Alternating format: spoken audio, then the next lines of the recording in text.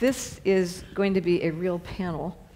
I'm going to, with no presentations, but some slightly thought out answers. We're going to talk about the role of startups in the process. And you're probably thinking primarily about drug discovery biotech startups. But at some point, I'm going to bring in other complementary startups, like one that I'm associated with, which is 23andMe, that can add a different kind of data to the picture. There are startups that make reagents cheaper. There are synthetic biology startups that can print genetic material. There's all kinds of neat new stuff in addition to simply drug discovery startups. But let's have our panelists introduce themselves, and we will go in order and start with Mike Moradi. What is the role of the startups themselves as a source of R&D and innovation in the drug space? Sure, happy to take that one. And you should also just mention what Sensulin is. Just briefly, we're working on a new type of insulin that would be, we hope, the first once-a-day insulin for type 1 and type 2 diabetes. And I think to properly answer the question, I should say that the model has been changing very rapidly in the last few years. And the old method, which I think is best told through the story of sildenafil citrate, was where you had a fully integrated pharmaceutical company. And in this particular instance, the company had been developing a compound for hypertension. And as it turned out, it had the most peculiar of side effects, which is now what we know as Viagra. And that, I think, was one of the last major successes in the old big pharma model. So since that time, I think a vast majority of the drugs that have been approved by the FDA originated in a university laboratory and/or a startup environment. Now, it is true that many of those startups are now rather large biotech companies today, but as it turns out, I think, even in my own case, a lot of the best science is being done in academic laboratories, where essentially you cobble together whatever grant money you can from the state, from the federal government, from private foundations, advance the technology as far as you can, and hope to either raise additional venture capital or angel money to do your early clinical studies. And at the end of the day, perhaps either partner with a big pharmaceutical company or build your own sales force, which I used to refer to that as the Paramount Biosciences model, but I think from here on out will be known as the Hazeltine model. And it works. We've been employing it. So I'm a keen believer in the model, and I think for the purposes of today's talk, I think you'll see a lot more of that in the future because it's very efficient, and very clever entrepreneurs will find a way to advance their programs, even in this era of difficulty. And what happens to the cute little startup when the particular thing you're focused on doesn't work? Well, and I suppose the easy answer is that it will wither and die. And even in my own career, I'd say about a third of my companies have failed outright. So no matter how good you are, you're bound to have a handful of those in the portfolio. And the good news is that you can kill them rather quickly without having spent a ton of money developing that compound further. So I see that as a good thing. Yeah.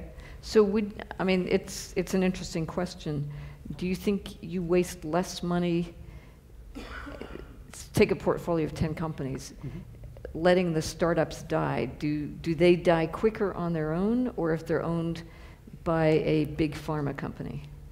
It's difficult to say on a statistical basis, but anecdotally I can tell you that most of the money that gets wasted when you kill a company early is either government money or angel money. So it doesn't matter. It's just a different pile of losses. Okay, thanks.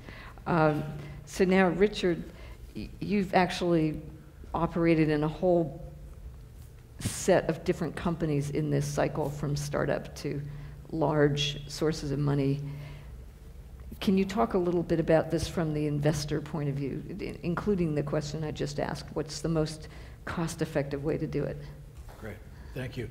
And very proud to be here and just dazzled by the talent in the room. It's interesting because my background originally was in running technology companies and then moving into the biotech field in 2001 with an MIT spin out in the bioinformatics space. And then went to London for 3 years and ran a pharmacogenetic diagnostics company that spun out of King's College, out of the Institute of Psychiatry. We're looking at biomarkers to predict response and side effect to drugs.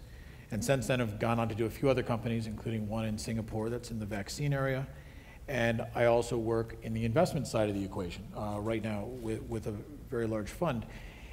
And I think that what I'm seeing in the marketplace right now is that there is more and more investment being put into life sciences.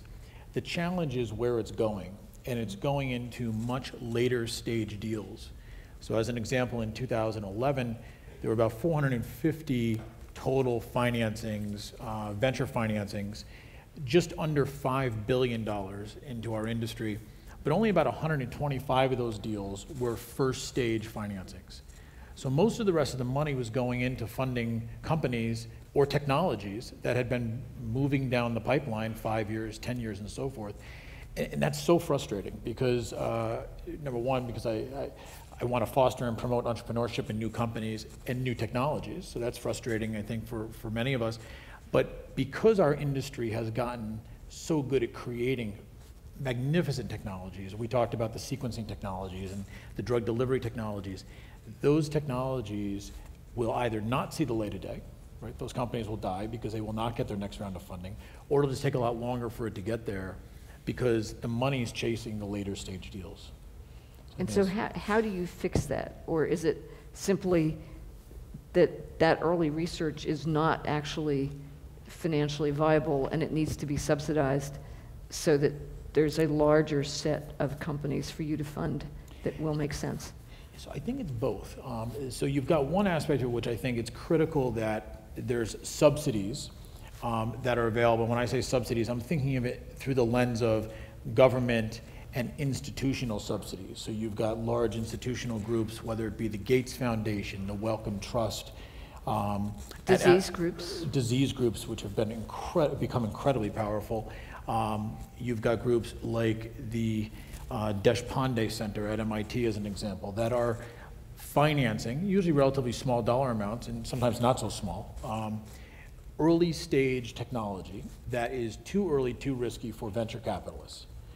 And that is incredibly important and needs to continue to evolve. And I don't see as much of that happening outside of the US. So it's happening a lot in the US. It's starting to happen in other places. We're seeing it happen. You and I spoke earlier today about the money being pushed in the Russian economy from many of the institutional players into these startups, some of which are later stage than perhaps they would be in the US. Or so early that they're never going to get out. Right. I mean, to be candid.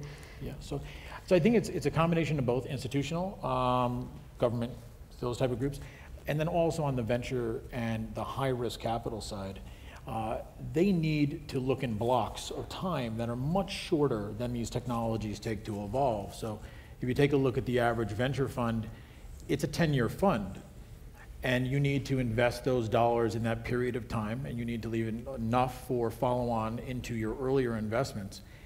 So if you're looking at a technology, whether it be a new nanotechnology or some sort of a particular therapeutic option that is going to take 15 or 20 years, you have to really think about how your fund is established and how it's being designed, because you can't make little bets on those really long-term plays. You got to make big bets and continue to play, or you'll be diluted by the future investors. Right, and your investors may not want you to do that because they want the return in 10 years. So Patrick, you're an investor in these startups, or at least in some of them. How do you look at some of the issues we just discovered, and do you think there are potential startups that would be effective and should be funded, or are you happy with the situation the way it is? So, I mean, the role I play here is from the big pharma acquirer, so the pharma companies. So we've got to remember, we've said a lot about big pharma, but you know, they're going through a difficult time. There's $40 billion of revenue that went away this year just because of loss of exclusivity, etc. And government price controls.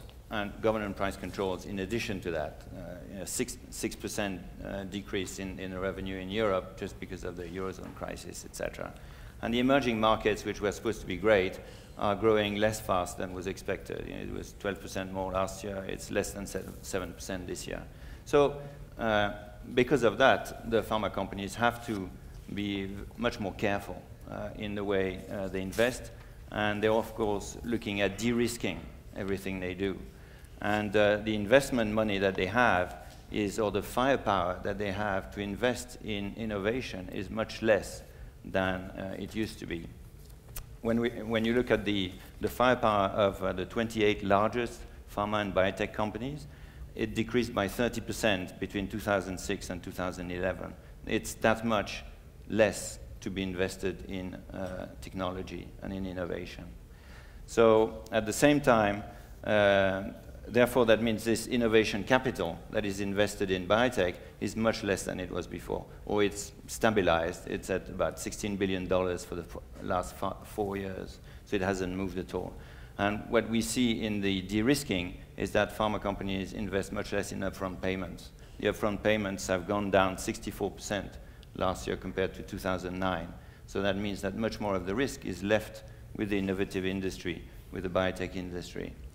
And so to de-risk assets, a lot of the activities that pharma companies are involved in is investing much later, so in phase 2B or even when there's already a product approved by the FDA or the EMA. And that, of course, creates all sorts of difficulties for the biotech industries. But I think what the industry, the biotech industry, or the innovative industry has to figure out is that most pharma companies call themselves now healthcare companies. They don't call themselves pharma companies anymore. And there is a reason for that. It's because they're part of the healthcare system, and they have to contribute to the healthcare system. And there's a very big pressure from the financial markets, of course, on the pharma industry. And they have to, in one way, take less risk, invest less in R&D, or less obviously in R&D, because the investors put a lot of pressure on them, and they don't like these big risks. So they invest in lots of other activities, generics, vaccines, animal health, emerging markets, etc. Diagnostics. And there is less money for the new startups, etc., available because of that.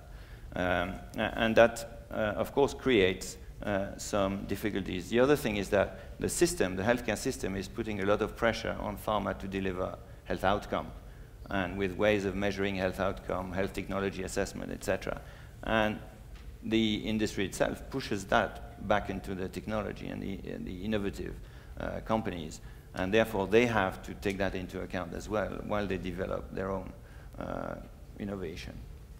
So we heard earlier this issue around if you use genetic information and other biomarkers and so forth, and particular drugs actually are effective only for a smaller population. That would argue that you don't want to invest in things that will cannibalize your business.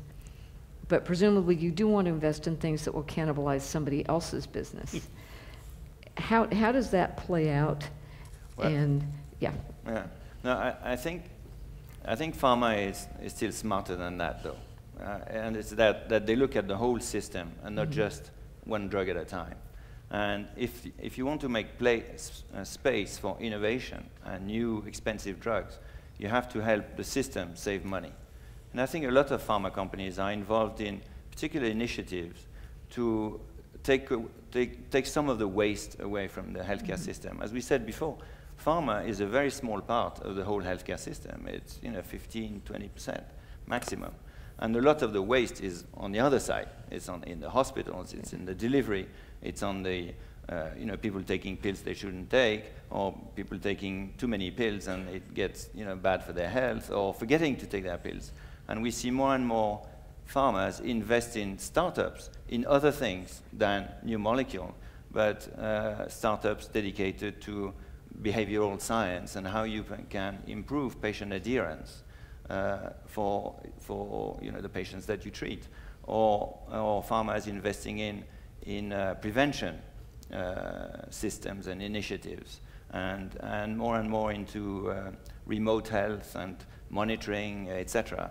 So all of these investments are competing with new innovative drugs, but those ones are much more risky than increasing the volume even if you decrease a bit the price of whatever you're coping with. So it may be that the ROI, I mean, there's Bill's thing, look at the medical needs, but if you look at the ROI for what you're investing, and it's not just ROI on money, but ROI in outcomes, may actually not be around drugs. Well, if you're really part of the healthcare system and you focus on the health of the population, you know, it's big numbers, and you're better off trying to help on diabetes or changing the habits of people who eat badly or whatever through, you know, the activity that you can deploy, rather than a drug for a small part of the population, which is very risky to get through. I mean, it's unfortunate, maybe, but it pleads also for, you know, letting science be science, and then the good farmers will be, you know, like science being the wind, and the good farmers will be the ones that navigate the wind the best and take that science somewhere.